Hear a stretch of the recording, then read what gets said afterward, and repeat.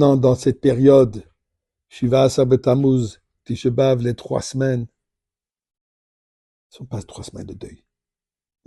Nos Chachamim de nous disent, le prophète de dire que ces jours-ci vont être transformés en jours de fête. Alors si ces jours de fête, je pense, hier le jeûne de Shiva Asar B'Tammuz sera le premier jour de la fête, le dernier jour de la fête sera Tisha B'Av, et les jours intermédiaires c'est Chol HaMoed.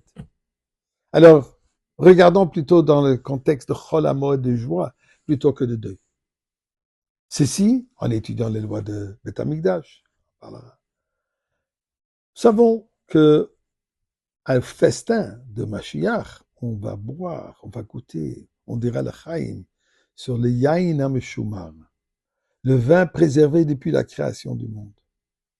Est-ce que vous avez une idée où ce vin est préservé? Où est-ce qu'il se trouve? Eh bien, je n'ai pas la réponse précise pour ce vin, mais je veux partager avec vous une histoire extraordinaire dans le Talmud. Mais avant cela, merci à Dieu.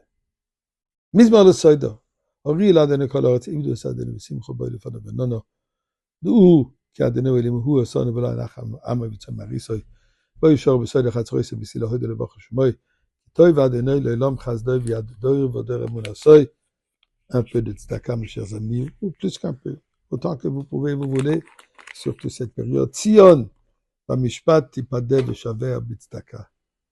C'est avec la tzedaka qu'on va mériter la délivrance. Alors la Gemara nous raconte.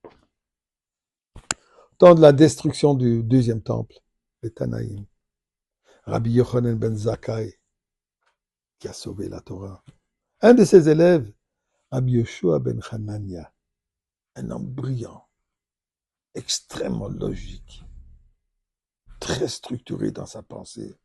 D'ailleurs, le maître de Rabbi Akiva lui-même.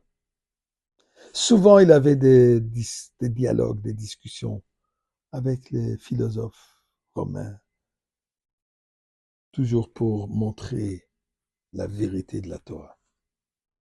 Gemara nous raconte, un jour, marchant à Yerushalayim, dans les ruines de Jérusalem, la fille de l'empereur le croise. Elle le regarde. Et elle se fait dire que ça c'est Rabbi Yoshua ben Hanania, un des géants, des sages de cette génération. Il a ces petites filles, se disant spéciales,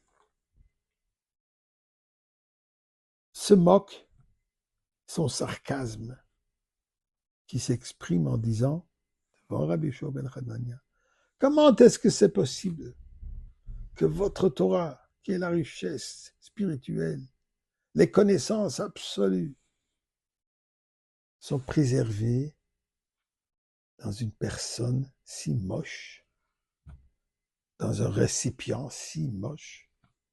Apparemment, Rabbi Yoshua ben Hanania n'était pas physiquement de grande beauté.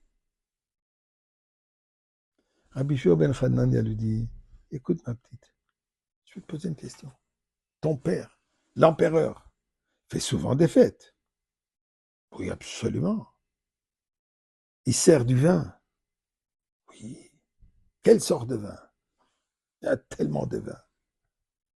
Le meilleur vin, il est préservé où? Dans quoi est-ce qu'il tient le vin? Dans des cruches simples de terre. C'est là où il tient son vin, son meilleur vin. Et Rabbi Yoshua ben Hanania lui dit, ma petite, pense pas que ce serait plutôt plus approprié pour un vin si bon, le vin de l'empereur, qui soit plutôt gardé dans des récipients en or, plutôt que dans des récipients faits de terre? Tu as raison. Elle rentre au palais, dit au servant, tous les vins qui sont dans les récipients sans valeur de terre, mettez-les dans des récipients d'or. C'est ce qu'on dit. Un beau jour, l'empereur il fait une fête, il demande d'amener le meilleur vin, on lui amène le vin dans des récipients en or. Il dit, c'est quoi ça? Le servant dit, écoute, ta fille nous a demandé de transférer le vin dans ses récipients. Le vin tourné. Il appelle sa fille, mais c'est quoi ça? Il dit, voilà, c'est le rabbin juif qui me l'a dit, Rabbi Shua ben Hanania. C'est lui qui m'a dit de faire ça. Ah oui? Appelle Rabbi Shua ben Hanania. De quoi il s'agit? Il raconte l'histoire. Je lui donnais un exemple pour qu'elle comprenne que les choses vraiment valorisées ne dépendent pas de leur récipient extérieur. C'est à l'intérieur qu'il faut voir. Et d'ailleurs, les grandes valeurs se trouvent où? Dans les choses les plus simples. Les diamants se trouvent où? Fond enfoncés dans la terre. Ainsi, la Torah, elle se trouve pas dans ces belles récipients, malgré le fait que notre Beth Amikdash a été détruit. Mais la Torah, elle est préservée en nous, même au temps de Galoute. Camarade de nous dire le message de Rabbi Shua ben Hanania de même dans ces moments, il faut étudier la Torah. Et c'est là où ça brille. Et c'est de là où nous allons venir à boire et Mirza Hashem, les Yaina Meshuma.